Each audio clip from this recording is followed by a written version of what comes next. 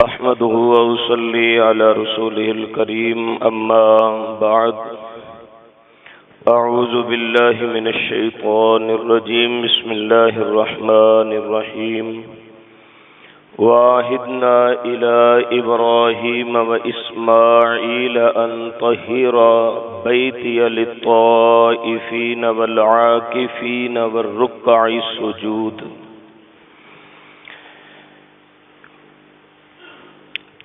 رمضان المبارک بہت قیمتی ایام کا نام ہے۔ ہمارا مادہ چونکہ نسیان ہے، جس کا معنی مطلب ہی بھول جانا ہے۔ 11 ماہ کی مسلسل کجرویوں کے باوجود، نافرمانیوں کے باوجود، اللہ سبحانہ و تعالی کی طرف سے بطور تحفہ خاص ہمیں یہ ماہ مقدس آج سے 19 دن پہلے مرحمت فرمایا گیا۔ کس لیے؟ تاکہ ہم اپنے گناہوں سے بخشش کا سوال کر سکیں، اللہ کی رحمتوں کو سمیٹ سکیں اور اپنی مناجات اور التجائیں اللہ سبحانہ و تعالی کی بارگاہ میں پیش کر کے سرخرو ہو سکیں۔ لیکن چونکہ وہ 11 ماہ نافرمانی کی عادت اتنی پختہ ہو چکی کہ کئی بد نصیب ایسے کہ جنہیں روزہ رکھنے کی توفیق بھی میسر نہ آ سکی، باوجود فراغت، صحت، تندرستی، جوانی کے، کاش کہ وہ پیارے پیغمبر صلی اللہ علیہ وآلہ وسلم کا وہ فرمان مد نظر رکھتے کہ حضور نے ارشاد فرمایا تھا کہ جو جان بوجھ کے رمضان المبارک کا ایک روزہ چھوڑتا ہے، ساری زندگی بھی بدلے میں روزے رکھتا رہے تو اس کا کفارہ ادا نہیں کر سکتا۔ بہرکیف کچھ ایسے کہ جنہوں نے روزہ تو رکھ لیا لیکن روزے کے تقاضے پورے نہ کر سکے، ان کی بابت حضور نبی کائنات صلی اللہ علیہ وآلہ وسلم کی بارگاہ سے فتویٰ صادر ہوا کہ بہت زیادہ روزہ دار ایسے ہیں کہ جنہیں بھوک اور پیاس کے سوا کچھ میسر نہیں آتا۔ کہتے ہیں کہ ایک بزرگ رمضان المبارک کے ایام میں ضعیف تھے، بیمار تھے، اور وہ چپکے سے یا آرام سے کچھ کھانے پینے کی کوشش کر رہے تھے۔ کچھ نوجوانوں کا ٹولہ پاس سے گزرا تو کہنے لگے، بابا جی روزہ نہیں رکھا؟ تو بابا جی کہنے لگے، میں غیبت نہیں کرتا، میں چغلی نہیں کرتا، میں گالم گلوچ نہیں کرتا، میں دل میں کسی کے لیے بغض نہیں رکھتا، میں اپنی آنکھوں کی، اپنے اعضاء و جوارح کی اور میں اپنے بدن کی حفاظت کرتا ہوں۔ ہاں، میں روزہ نہیں رکھتا کیونکہ میں بیمار اور کمزور ہوں، میں ضعیف ناتواں ہوں اور اللہ سبحانہ و تعالی کی طرف سے میں رخصت پہ ہوں۔ اب ذرا آپ لوگ بتاؤ کہ کیا آپ کی نگاہیں پاکیزہ ہیں؟ کیا آپ کے ہاتھ اور پاؤں سے دوسرے تکلیف سے محفوظ ہیں؟ کیا دل بغض اور حسد اور دماغ اللہ سبحانہ و تعالی کی نافرمانی پہ مبنی سوچوں سے پاک ہے؟ بتاؤ ذرا، تم کہہ رہے تھے کہ ہم روزے سے ہیں، تو وہ بیچار ہو کے سارے کہنے لگے ہم نے صرف کھانا پینا چھوڑا ہوا ہے۔ تو حضور نے فرمایا تھا کہ بے شمار روزہ دار ایسے ہیں جنہیں بھوک اور پیاس کے سوا کچھ میسر نہیں آتا۔ بہرکیف حضور والا یہ 19 ایام ہم نے بس اسی کشمکش میں گزار دیے۔ کسی نے قرآن پاک کی تلاوت اتنی کی کہ آسمان کے فرشتے بھی اس پہ رش کرنے لگے، اور کوئی ہمارے جیسے ناہنجار ایسے بھی تھے کہ جنہیں ایک قرآن پاک بھی 19 ایام میں مکمل کرنے کی سعادت نہ ملی۔ یہ کشمکش کا دور چلتا رہا حتیٰ کہ رمضان المبارک اپنے آخری عشرہ میں آج داخل ہو چکا ہے۔ اب کرنے کے کام یہ ہیں، بہت قیمتی ایام تھے جو ہم نے ضائع کر دیے، گوا دیے۔ لیکن یاد رکھیے کہ اس سے بھی قیمتی ایام یہ ہیں جو باقی باندھا رہ گئے ہیں۔ اب کرنے کا کام کیا ہے؟ جناب رسول اللہ صلی اللہ علیہ وآلہ وسلم جب آخری عشرہ رمضان المبارک کا آتا تو حضور کی کیفیت اور تبدیل ہو جاتی، اور کیفیت کا عالم کیا تھا؟ سیدہ عائشہ رضی اللہ عنہا روایت فرماتی ہیں کہ کان رسول اللہ صلی اللہ علیہ وآلہ وسلم اذا دخل العشر، جب حضور علیہ السلام کی زندگی میں رمضان المبارک کا آخری عشرہ، جیسے آج 20واں روزہ شروع ہوا ہے، جب آخری عشرہ شروع ہوتا تو سرکار دو عالم صلی اللہ علیہ وآلہ وسلم کے جن کی کیفیت پہلے ہی یہ تھی کہ روزانہ کی بنیاد پہ جبریل امین کے ساتھ قرآن پاک کا دور کرتے تھے، اور جن کی کیفیت یہ تھی کہ حضور صلی اللہ علیہ وآلہ وسلم اللہ کی راہ میں یوں خرچ کرتے جیسے تیز ہوا اور آندھی چلتی، لیکن اذا دخل العشر، جب 20واں روزہ شروع ہو جاتا، اب یہ کرنے کے کام ہے۔ میں دل سے دعا، اللہ کی قسم، نہ میں تنقید کر رہا ہوں نہ ہٹ کر رہا ہوں، میں تو خود بڑا گنہگار ہوں، میں اس درد کے ساتھ آج کی گفتگو آپ کی خدمت میں پیش کر رہا ہوں کہ ہم نے بڑے قیمتی ایام گزار دیے، لیکن ان سے بھی قیمتی ایام یہ ہے، اللہ نہ کرے کہیں یہ ہم سے ضائع اور برباد نہ ہو جائے اور رمضان المبارک کی بد دعاؤں کے ہم مستحق نہ ہو جائیں۔ تو حضور صلی اللہ علیہ وآلہ وسلم کیا کرتے؟ اذا دخل العشر، جب آخری عشرہ شروع ہو جاتا، شد معذرہ، حضور اپنے کمر کس لیتے، پنجابی میں جسے کہتے ہیں لنگوٹا کس لینا، حضور علیہ السلام عبادت کے لیے کمر بستہ ہو جاتے، اور اس کیفیت کا عالم کیا ہوتا؟ وَأَحْيَا لَيْلَهُ، جناب رسول اللہ صلی اللہ علیہ وآلہ وسلم آخری عشرے کی ایک رات بھی سو کے نہیں دیکھتے تھے، ایک رات بھی۔ وَأَحْيَا لَيْلَهُ، آخری 10 راتیں سرکار دو عالم صلی اللہ علیہ وسلم بیداری کے عالم میں گزارتے، اور یہیں تک نہیں، وَأَيْقَظَ أَهْلَهُ، جناب رسول اللہ صلی اللہ علیہ وسلم خود بھی جاگتے اور گھر والوں کو بھی بیدار کر کے رکھتے تھے، خود بھی عبادت کرتے اور اہل خانہ کو بھی عبادت کے لیے کمر بستہ کرتے۔ آج امت مسلمہ کی بد نصیبی کا عالم یہ ہے کہ اذا دخل العشر، جب آخری عشرہ سے شروع ہو گیا ہے، جب آخری عشرہ داخل ہوگا، مردوں کو کمائی کی فکر پڑ جائے گی، جی بس عید سر پہ ہے، بچوں کی ضروریات پوری کرنی ہے، اوور ٹائم بھی لگاؤں گا، دن اور رات ایک کر دوں گا، خواتین بازاروں کے چکر لگائیں گی۔ ہم نے تو یکسر اپنے آپ کو مختلف کر کے رکھ دیا، پھر ہمارے لیے رمضان آیا یا نہ آیا یہ ایک برابر ہے۔ جبکہ جناب رسول اللہ علیہ السلام کیا کرتے؟ آپ صلی اللہ علیہ وسلم کمر بستہ ہو جاتے، راتوں کو بیدار ہوتے اور اپنے گھر والوں کو جگا کے رکھتے تھے۔ حضرات محترم، ہم دنیا کی جھنجھٹوں میں اس قدر اپنے آپ کو گرفتار کر چکے ہیں کہ بڑا مشکل نظر آتا ہے۔ میں صرف سنا سکتا ہوں اور آپ سن سکتے ہیں۔ اس کے لیے بہترین عبادت کا طریقہ اللہ سبحانہ و تعالی نے ہمیں اعتکاف کی صورت میں نصیب فرمایا ہے۔ جناب رسول اللہ صلی اللہ علیہ وآلہ وسلم اعتکاف جیسی عبادت سے اس قدر محبت فرماتے تھے، آپ کو یہ سن کے حیرانگی ہوگی، ہم میں سے کئی ایسے ہیں کہ شاید ساری زندگی اعتکاف کی سعادت نہ ملی ہو، کوئی ایسے ہیں کہ جو کہتے ہیں جی بس کوشش کرتا ہوں لیکن کام دھندا بھی کرنا ہے، کاروبار بھی دیکھنا ہے، معاملات بھی دیکھنے ہیں۔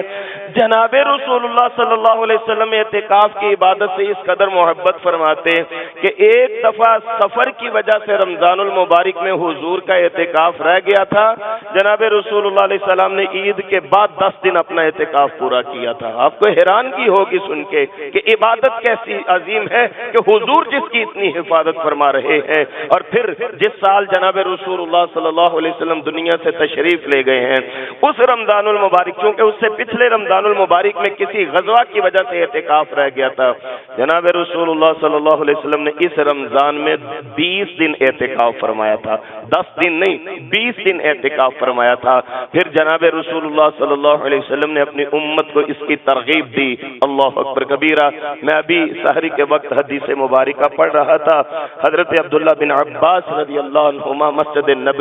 نبوی میں اعتکاف بیٹھے ہوئے تھے۔ اللہ تعالیٰ سے رمضان کی ان مبارک ساعتوں میں اور صبح کے بابرکت جمعہ کے ان اوقات میں آئیے مل کے دعا کریں، اللہ زندگی میں بیت اللہ شریف کا اعتکاف نصیب فرما دے، مسجد نبوی شریف کا اللہ زندگی میں ایک دفعہ کم از کم اعتکاف نصیب فرما دے۔ فرماتے حضرت عبداللہ بن عباس رضی اللہ عنہما مسجد نبوی میں اعتکاف میں بیٹھے ہیں، ایک بندہ پریشان مسجد میں داخل ہوا، غم زدہ سا ہے، چہرہ لٹکا ہوا، چپ کر کے آ کے سائیڈ پہ بیٹھ گیا۔ سیدنا عبداللہ بن عباس رضی اللہ عنہما فرمانے لگے بھائی کیا مسئلہ ہے؟ کہنے لگا جی کسی بندے کے پیسے دینے ہیں، کوئی سفارش کرنے والا نہیں، وہ پریشان کر رہا ہے، میں قرض ادا کرنے کے قابل نہیں، بس حالات کا مارا ہوا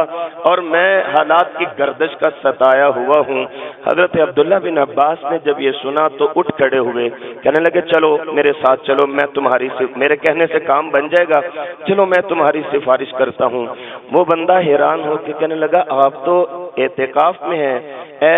نبی کے چچا کے بیٹے آپ تو اعتکاف میں ہیں۔ تو حضرت عبداللہ بن عباس رضی اللہ عنہما نے فرمایا قبر مبارک کی طرف اشارہ کر کے فرمانے لگے کہ مجھے اس صاحب قبر نے، اور اس وقت حضرت عبداللہ کی آنکھوں میں آنسو جاری تھے، کہنے لگے زیادہ زمانہ نہیں ہوا، تھوڑی دیر ہوئی ہے، یہ جو قبر والے صاحب ہیں صلی اللہ علیہ وآلہ میں نے ان سے سنا تھا، حضور نے فرمایا تھا کہ جو اپنے کسی بھائی کا کام حل کرنے کے لیے نکلتا ہے اللہ اسے 10 سال کے اعتکاف جتنا ثواب دیتے ہیں۔ اور پھر اعتکاف کی فضیلت کا تذکرہ فرمایا، فرمانے لگے میں نے ان سے سنا ہے، یہ قبر والے جو ہیں میں نے ان سے سنا ہے، حضور نے فرمایا تھا کہ جو اللہ کی راہ میں ایک دن کا اعتکاف کرتا ہے اللہ 3 خندقوں کے برابر اسے جہنم سے دور فرما دیتے ہیں۔ تو آپ اندازہ کیجئے جو 10 دن کا اعتکاف کرتا ہے رمضان المبارک میں تو 30 خندقوں کے برابر اسے جہنم سے آزادی کا پروانہ دے دیا جاتا ہے۔ حضرات اعتکاف کی عبادت کو ضرور اپنانے کی کوشش کیجئے، یہ بڑے بہترین ایام ہیں۔ مصنف ابن ابی شیبہ میں حضرت سعید بن مسیب رحمہ اللہ بہت بڑے تابعی ہیں، حضرت ابو ہریرہ کے داماد تھے یہ، میں نے ان کا قول پڑھا ہے، وہ فرماتے ہیں جو مسجدوں میں چمٹ کے بیٹھ جاتے ہیں ان کی مثال میخوں کی مانند ہے، جو اپنے آپ کو گاڑ لیتے ہیں، مسجدوں سے دل لگا لیتے ہیں۔ وہ حضرت سعید بن مسیب فرماتے ہیں جو مسجد میں جتنا زیادہ بیٹھا رہتا ہے فرشتے اس کے اتنے ہم نشین ہو جاتے ہیں، حتیٰ کہ اگر کسی وقت وہ مسجد میں نظر نہ آئے تو فرشتے پوچھتے ہیں، اللہ اکبر، فرشتے پوچھتے ہیں وہ کتنا خوش نصیب ہے جس کے بارے فرشتے پوچھیں او بھائی فلاں نمازی نظر نہیں آ رہا، بھائی فلاں بندہ نظر نہیں مسجد میں آ رہا، اگر وہ بیمار ہو تو فرشتے اس کی عیادت کے لیے اس کے گھر پہنچ جاتے ہیں، اگر وہ فوت ہو جائے فرشتے اس کے لیے دعائے مغفرت کرتے ہیں۔ تو لہذا آپ اندازہ کیجئے کہ 10 دن جو مسجد میں دل لگا کے بیٹھ جائے گا یقیناً عید کے بعد فرشتے پوچھتے پھریں گے وہ اللہ والے نظر نہیں آ رہے۔ تو اس لیے یہ آخری جو 10 ایام ہیں جناب رسول اللہ صلی اللہ علیہ وسلم ان کو اس طرح گزارتے تھے، اور اعتکاف چونکہ صرف مسجد میں ہوتا ہے لہذا مسجد کا اور بندے کا تعلق جب اتنا مضبوط ہو جائے تو کیوں نہ اللہ کی رحمتیں برسیں۔ جناب رسول اللہ صلی اللہ علیہ وسلم کی بڑی مشہور حدیث مبارکہ ہے، حضور نے فرمایا تھا مسجد اللہ کا گھر ہے اور مسجدیں پرہیزگاروں کے آباد کرنے والے گھر ہیں، اور جو اللہ کے گھروں کو آباد کرتا ہے، ابھی اللہ توفیق دے دیکھیے آج عصر کے بعد انشاءاللہ مساجد میں رونقیں لگ جائیں گی، خیمے لگ جائیں گے، اور فقیر بن کے اپنا کاروبار بزنس اپنے معاملات بیوی بچے چھوڑ کے آ کے جو اللہ کی رضا کے لیے مسجدوں میں بیٹھ جائیں گے اللہ کی رحمت ان پہ کیوں نہیں برسے گی۔ تو حضور فرماتے ہیں پرہیزگاروں کا یہ گھر ہے مسجد، جو مسجد کو آباد کرتا ہے اس کے اوپر اللہ کی رحمتوں کا نزول ہوتا ہے، حضور کے الفاظ ہیں صلی اللہ علیہ وآلہ وسلم، اس پہ اللہ کی رحمتوں کا نزول ہوتا ہے، اس کے گناہ بخش دیے جاتے ہیں، اس کے دل کے اوپر سکون اطمینان اور راحت اترتی ہے۔ اور حضور نے فرمایا تھا کہ اللہ سبحانہ و تعالی اپنی رحمت کے ساتھ نہ صرف اس کو خوشنودی نصیب فرماتے ہیں، اپنی رضا کی دولت سے مالا مال فرما دیتے ہیں، بلکہ اسے پل صراط سے آسانی کا راستہ بھی نصیب فرما کے جنت کے دخول کی ضمانت عطا فرما دیتے ہیں۔ جو بندہ 10 دن اللہ کی رضا کے لیے اعتکاف کر لے گا، بھائیو جب میں فوت ہو جاؤں گا میرے بیوی بچے پھر بھی پلتے رہیں گے، جب ہم نہیں ہوں گے ہمارے کاروبار اور گھر پھر بھی چلتے رہیں گے۔ اگر اللہ نے زندگی میں یہ 10 دن نصیب فرمائے، 20 دن تو ہم نے اپنی منمانیوں میں مصروفیات میں گنوا لیے۔ اللہ کے لیے جتنے لوگ یہاں پہ بیٹھے ہیں یا جہاں تک مجھے سنا جائے گا اللہ کے لیے ارادہ کر لیں، یہ 10 دن اللہ کی رضا کے لیے وقف کر دیں، اللہ نہ جانے کتنی برکتیں اسی عبادت کے طفیل نصیب فرما دیں گے۔ لہذا جناب رسول اللہ صلی اللہ علیہ وآلہ وسلم ان 10 ایام میں اعتکاف کی صورت میں اللہ کی عبادت میں گزار دیا کرتے تھے، الگ تھلگ ہو کے اللہ کے گھر میں بیٹھ جانا اور الگ تھلگ ہو کے اللہ سبحانہ و تعالیٰ کی عبادت کرنا۔ ایک حدیث میں آتا ہے جناب رسول اللہ صلی اللہ علیہ وسلم فرماتے ہیں معتکف جن نیکیوں سے اعتکاف کی وجہ سے محروم رہ جاتا ہے اللہ سبحانہ و تعالیٰ ان نیکیوں کا ثواب بھی اس کے کھاتے میں درج فرما دیتے ہیں۔ مثال کے طور پہ اگر مسجد میں ہم اعتکاف میں نہ ہوتے، باہر کوئی جنازہ تھا ہم جنازہ پڑھ لیتے تو احد پہاڑ کے برابر ثواب ہے، اور باہر کوئی بیمار تھا اس کی عیادت کر لیتے، اپنے بچوں کی پرورش کرنا ہی صدقے کا ثواب ہے، رزق حلال کمانا بھی نیکی ہے۔ حضور فرماتے ہیں جو مسجد میں بیٹھ جاتا ہے، جو نیکیاں نہیں بھی کر سکتا اللہ سبحانہ و تعالیٰ ان کا اجر بھی اس کو عطا فرماتے ہیں۔ اللہ اکبر کبیرہ۔ اور پھر فائدہ کتنا بڑا ہے۔ ایک حدیث مبارکہ اکثر آپ نے سنی ہوگی، حضور فرماتے ہیں کہ جس شخص نے نماز عشاء باجماعت ادا کی، گھر گیا سو گیا، فجر کے وقت اللہ توفیق دیتے ہیں اٹھ کے آ کے فجر با جماعت پڑھ لیتا ہے، اللہ اس کا سونا بھی عبادت میں لکھ لیتے ہیں۔ تو اعتکاف کرنے والے کا میں تو سمجھتا ہوں کہ میٹر اس طرح اب چلے گا اور اس طرح یہ ریڈنگ چلتی جائے گی نیکیوں کی کہ وہ تو ہر وقت عبادت میں ہوگا، ہر اس کا سونا بھی عبادت ہے۔ اعتکاف والے کا مسجد میں سحری افطاری کرنا بھی عبادت ہے، اعتکاف کرنے والے کا مسجد میں بیٹھنا بھی عبادت۔ لیکن آخری گزارش ہے اللہ کرے ہم اعتکاف کا حق ادا کر سکیں۔ اعتکاف کا لغوی مطلب یہ ہے کہ ساری دنیا کے خیالات سے کٹ کے اللہ سبحانہ و تعالیٰ کی بارگاہ میں آ کے اللہ کے حضور پیش ہو جانا۔ امام ابن قیم رحمہ اللہ نے فرمایا تھا اعتکاف کرنے والوں کو یہ سعادت نصیب ہوتی ہے کہ وہ دنیا سے الگ تھلگ ہو کے یکسوئی کے ساتھ تنہائی میں بیٹھ کے اپنے اللہ کا ذکر کرتے ہیں۔ تو اعتکاف کے ایام میں ذکر کی بدولت اللہ سبحانہ و تعالیٰ ان کے دلوں کو اپنی محبت سے لبریز فرما دیتے ہیں۔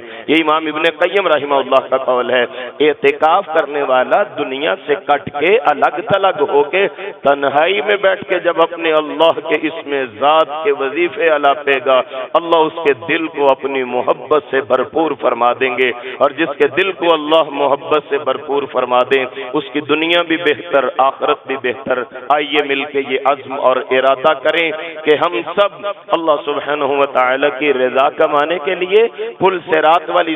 جو کھٹن اور دشوار سڑک ہے اس کو آسانی سے پار گزارنے کے لیے اور جنت میں داخل ہونے کے لیے، گناہوں سے بخشش کے لیے، اللہ کی رحمتوں کو سمیٹنے کے لیے اور برکات کو اپنے دامن کی زینت بنانے کے لیے ہم سب مل کے اعتکاف کی نیت کریں اور 10 دن اللہ کی رضا کے لیے گزاریں۔ اللہ سبحانہ و تعالی ان کی بدولت ہمیں قبر کی روشنی اور آخرت کی کامیابی نصیب فرما دیں گے۔ اعتکاف کا مسنون طریقہ یہ ہے کہ 20ویں روزے حضور نبی کائنات صلی اللہ علیہ وسلم مسجد میں تشریف لے آتے، چونکہ آج پہلی طاق رات بھی ہے اور لیلۃ القدر کی جستجو بھی ہے۔ جناب رسول اللہ علیہ السلام نے فرمایا جو لیلۃ القدر سے محروم رہ گیا وہ بڑا بد نصیب ہے۔ یہ بڑا اہم مسئلہ ہے، جو لیلۃ القدر نہیں پا سکا وہ بڑا بد نصیب بندہ ہے۔ لہذا چونکہ آج پہلی طاق رات ہے، 21ویں رات ہوگی، جناب رسول اللہ علیہ السلام مسجد میں تشریف لے آتے، خیمہ لگا دیا جاتا، لیکن ساری رات خیمے سے باہر عبادت میں گزارتے اور صبح 21ویں روزے والے دن صبح فجر کی نماز پڑھ کے آپ اپنے معتکف میں داخل ہو جایا کرتے تھے۔ اللہ سے دعا کیجئے اللہ سبحانہ و تعالی ہم سب کو یہ سعادت سمیٹنے کی کمانے کی توفیق نصیب فرما دے، اور اس اعتکاف کی بدولت میرے اور آپ کے صغیرہ کبیرہ ظاہری پوشیدہ عمدن سہون گناہ معاف فرما کے ہمیں اپنے محبین میں اپنے مقربین میں شامل فرما لیں۔ اقول قولی ھذا واستغفر اللہ لی ولکم ولسائر المسلمین۔